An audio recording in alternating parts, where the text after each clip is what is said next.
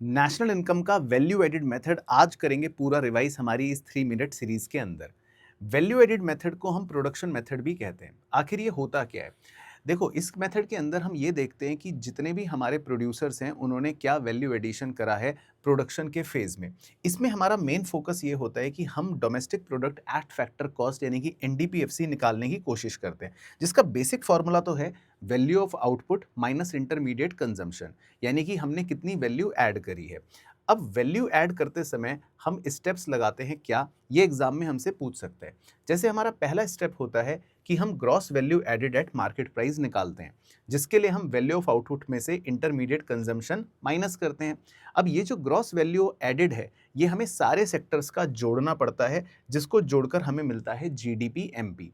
अब GDP MP तो आ गया, लेकिन नेशनल इनकम तक पहुंचने के लिए हमें कन्वर्जन का यूज करना पड़ता है।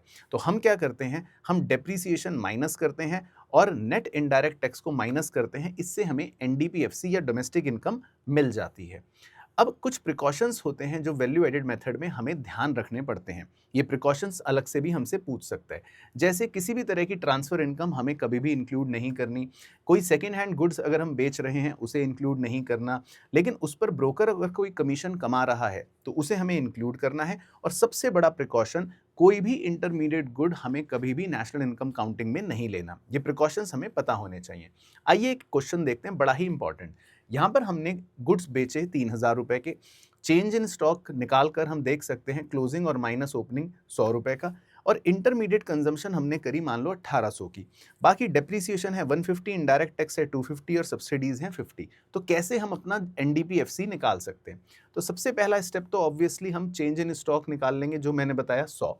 उसके बाद वैल्यू ऑफ आउटपुट है sales plus change in stock. Sales है 3000, चेंज इन स्टॉक है 100, हमारा वैल्यू ऑफ आउटपुट आ गया 3100। अब हमें इंटरमीडिएट कंजम्पशन जो होती है उसको माइनस करके वैल्यू ऑफ आउटपुट में से हमें पता लग जाएगा हमारा ग्रॉस वैल्यू एडेड है 1300। अब ग्रॉस वैल्यू एडेड, जिसको हम जीडीपी भी बोल सकते हैं, उसमें से नेट इनडायरेक्ट टैक्स पहले हम माइनस कर देंगे, जिसकी वैल्यू आएगी इनडायरेक्ट टैक्स माइनस सब्सिडी यानी 200।